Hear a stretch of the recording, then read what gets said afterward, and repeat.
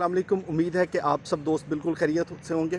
तालीम व तरबियत, तहकीक, साइंस, ये वो बहुत से मौज़ूआत हैं जिन पे आजकल हम आपसे गुफ्तगू कर रहे हैं। और इसी सिलसिले की जो आज की वीडियो है, ये इंतहाई मालूमाती वीडियो है। और बहुत से लोगों के लिए ये चीज़ें जो हैं वो नई तो नहीं होंगी, लेकिन जिस हद तक हम आज इस पे बात करेंगे वो यकीनन बहुत से लोगों के लिए एक नया रुख होगा।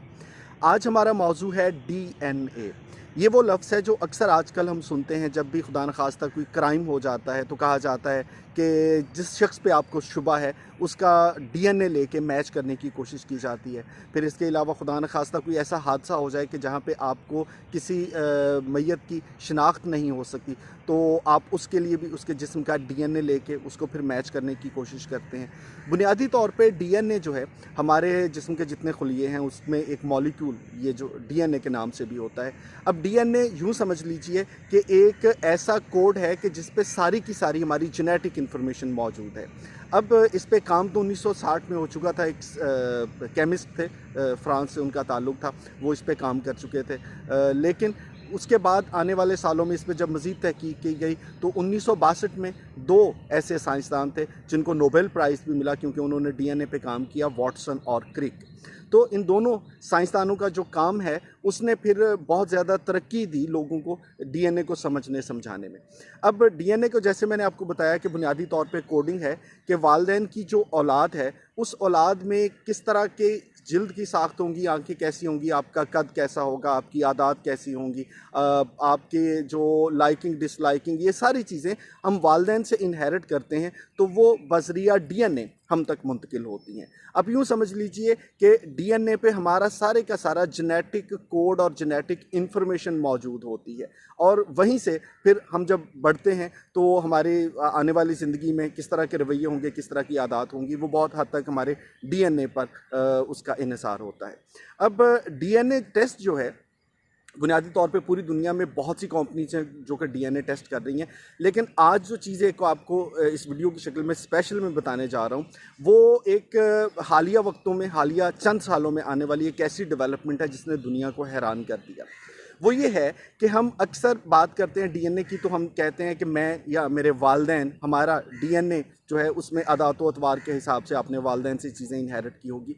लेकिन अगर उससे भी पीछे जाएं तो हमारे जो आबाओ अजदाद थे वो कौन लोग थे, कहाँ से उनका ताल्लुक़ था, और हमारे डीएनए को मैच करने वाले लोग इस वक्त दुनिया में कहाँ कहाँ पर मौजूद हैं जो हो सकता है कि आपकी पिछली 5 या 7 पुश्तों से ताल्लुक़ रखते हैं।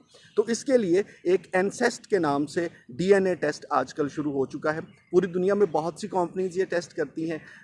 5 बड़ी कंपनीज़ हैं जिनका आप अगर वेबसाइट्स पे जाएंगे, सर्च करेंगे किसी भी सर्च इंजन पे, तो आपको डिटेल मिल जाएगी। अब इसके लिए होता कुछ यूँ है, वैसे तो अगर आपने डीएनए कहीं से देखना हो तो बुनियादी तौर पे इवन आप अपने हाथ रगड़ दें, उससे जो डेड स्किन गिरेगी वहाँ से भी आपको डीएनए मिल जाएगा। आप कहीं पे हाथ लगाते हैं, फिंगरप्रिंट्स आपके वहाँ पे रह जाते हैं, वहाँ से भी डीएनए एक्सट्रैक्ट किया जा सकता है। लेकिन इसका टेस्ट करने के लिए आमतौर पे एक जो रुई का टुकड़ा है उसको गाल के अंदर फेर के वो किट में रख लिया जाता है, फिर वो लैब में भेजते हैं। 5 वर्किंग डे लगते हैं और 5 दिन के बाद आपको आपका डीएनए जो डाटा है, रिपोर्ट है, वो मिल जाती है। अब इसको इस्तेमाल कहाँ कैसे किया जा रहा है कि पूरी दुनिया में लोग जानना चाहते हैं कि अच्छा, मैं अपने दादा को तो जानता हूँ, परदादा को तो जानता हूँ, लेकिन उनके जो पिछली नस्ल थी वो लोग कहाँ पे होंगे, मेरे बाप के दादा और उनके अजीज़ो अकारब आजकल दुनिया में किस खित्ते में मौजूद होंगे। तो इसको जानने के लिए भी आप एंसेस्ट डीएनए टेस्ट जो है वो कर सकते हैं। अब इसके लिए जब मैंने आपको बताया तरीक़ेकार है, आप किट पे अपना सलाइवा या थूक या लुआब दहन जिसको हम कहते हैं ये भेजते हैं तो वो आपका डीएनए आ जाता है। एक कंपनी है जो ये क्लेम करती है कि साउथ एशिया जिस इलाके में हम रहते हैं यहाँ के तकरीबन 1 करोड़ लोगों का डीएनए का डाटाबेस उनके पास है। दुनिया में इसकी मुख्तलिफ फ़ीस चार्ज की जाती है, $100 से लेके 400-450 तक जाते हैं।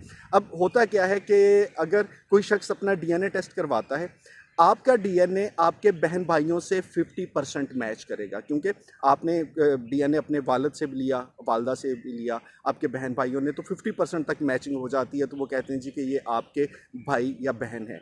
लेकिन जब आप इसको सेकंड कज़न्स तक लेके जाना चाहें तो हो सकता है कि आपका और उनका डीएनए 20% मैच करे, और इसी तरह उनसे पिछली नस्ल में जाएंगे तो हो सकता है कि इसकी मैचिंग परसेंटेज 10% हो। लेकिन बहरहाल इसमें इस हद तक एक्यूरेसी आ चुकी है कि अगर आप किसी ऐसे शख्स का डीएनए करते हैं जिससे आपको पता चलता है कि वो शख्स आपकी पिछली 4 या 5 पुश्तों में एक अजीज़ो कारब में से था, तो अब साइंस ये कहती है कि आप ये भी बता सकते हैं कि उस शख्स की आदत भी आप जैसी होंगी। मान लीजिए कि आपकी 4 पुश्तों से पहले एक शख्स है जो किसी और मुल्क में रहता है, अब आप एक दूसरे को जानते भी नहीं हैं, लेकिन अगर वो अपना डीएनए टेस्ट करवाएगा तो पता चलेगा कि उसकी भी आदत व अतवार आप जैसी हैं। अगर आपको जल्दी गुस्सा आता है तो उस शख्स को भी जल्दी गुस्सा आता होगा, आपको बुलंदी पे जाने से डर लगता है, उस शख्स को भी डर लगता होगा।